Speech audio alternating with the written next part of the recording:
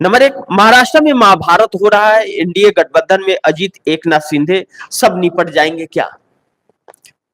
महाराष्ट्र का समीकरण ऐसा हो जाएगा, भारतीय जनता पार्टी ने तो ऐसा कभी सपने में सोचा भी नहीं था।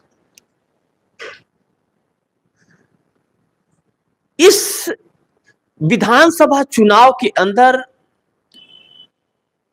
इन 5 सालों में भारतीय जनता पार्टी की जो रणनीति रही और 2.5 साल की यह सत्ता, इसका एक एक चुन चुन कर हिसाब महाराष्ट्र की जनता करने वाली है। इस चीज का ध्यान रहे, क्योंकि महाराष्ट्र में उद्धव ठाकरे के साथ जो भारतीय जनता पार्टी ने बर्ताव किए, जो अलग थलग किया, तोड़ डाला, एकदम मरोड़ डाला, वह महाराष्ट्र की जनता को भी रास नहीं आया। और जब महाराष्ट्र की जनता को रास नहीं आया तो उसकी कीमत भारतीय जनता पार्टी को चुकानी पड़ेगी, आरएसएस को भी चुकानी पड़ेगी।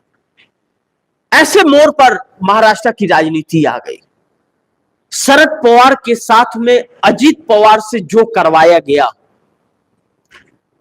जो सूत्रधार भारतीय जनता पार्टी थी, साफ कि तोड़ कर ला करके अपने साथ सरकार बनाई, उसकी कीमत भारतीय जनता पार्टी को चुकानी पड़ेगी। महाराष्ट्र की जनता के अंदर बदलापुर के 2 बच्चियों के साथ, 4th क्लास में पढ़ने वाली बच्चियों के साथ जो बर्बरता स्कूल के अंदर हुई, वह इस वक्त चर्चा का विषय है।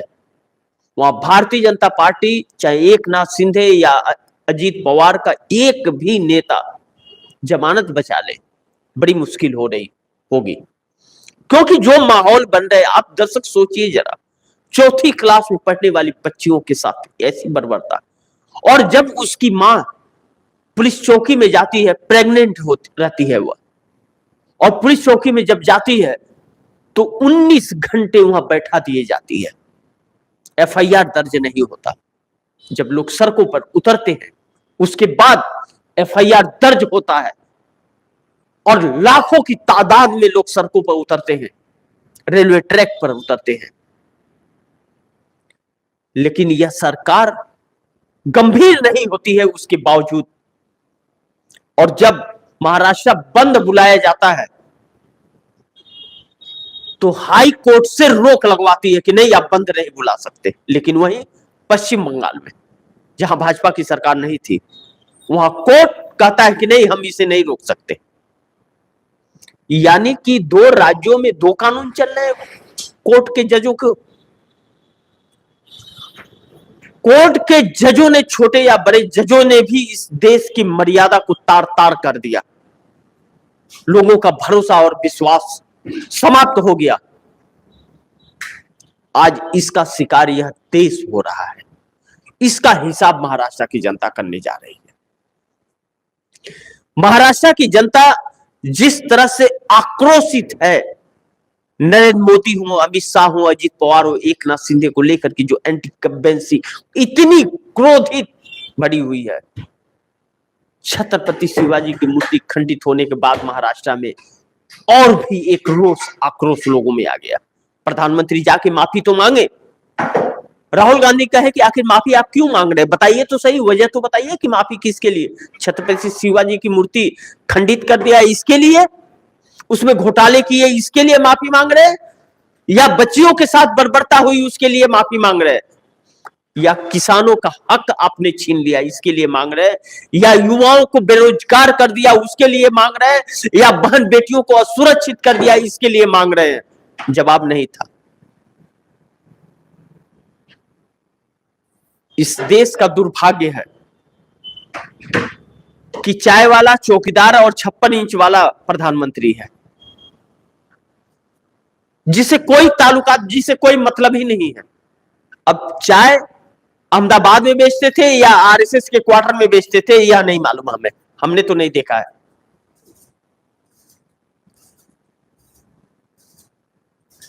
न कहीं वैसा मिल रहा है कि वह चाय बेचे हैं।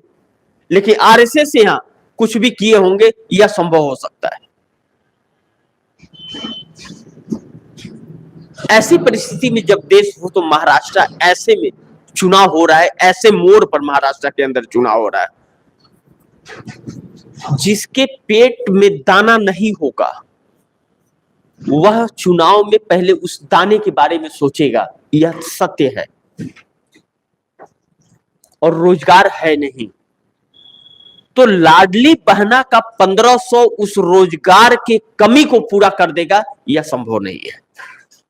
अब आज वोटर भी चालाक हो गए हैं और होना जरूरी है, लेकिन वही कुछ ऐसे भी वोटर हैं जो आंखें मूंद कर आज का देख लेते हैं, कल का बाद में देख लेंगे। चलो पहले भूखे थे लेकिन अभी तो मिल गया ना, 2-3 दिन खा लेते हैं चुनाव पर। वह लोग इस देश का बेड़ा गर्क करता है और यह राजनीतिक दलें उसी को वोटरों की कमजोरी समझ करके अपनी राजनीतिक रोटियां सेक रही हैं।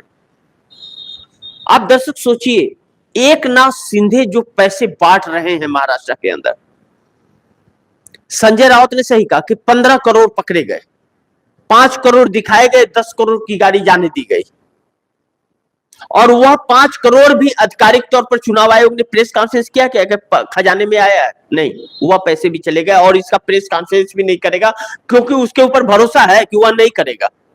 उसकी नीयत पर भरोसा है कि जो नीयत रखा है उसी नीयत पर वह रहेगा। वह नीयत एक व्यक्ति के लिए है, देश के लिए उसकी नीयत नहीं है। तो ऐसे माहौल में यह देश पल रहा है और महाराष्ट्र का चुनाव हो रहा है। महाभारत का जंग बन गया है महाराष्ट्र। अभी तो अब शुरू हुआ है, 20 तारीख को वोटिंग है, 20 नवंबर को, और अब यह पर्चा दाखिला शुरू होगा और अब टिकटें भी कटेंगी, टिकट बटेंगे भी और लोग भागेंगे भी। लेकिन ध्यान टोटल उन 45 जिताऊ कैंडिडेट के ऊपर होगा जो मुख्य फैक्टर इस चुनाव के होने जा रहे हैं। वह किधर रुख करते हैं, वहीं रहते हैं या जा रहे हैं, वह भी बहुत महत्वपूर्ण होंगे। एकनाथ शिंदे कहा जा रहा है कि 40 सीटें कम से कम पैसे की जोर पर जीतने का प्लान बना रहे हैं। एक एक वोट खरीद करके 40 सीटें कंफर्म करो पहले।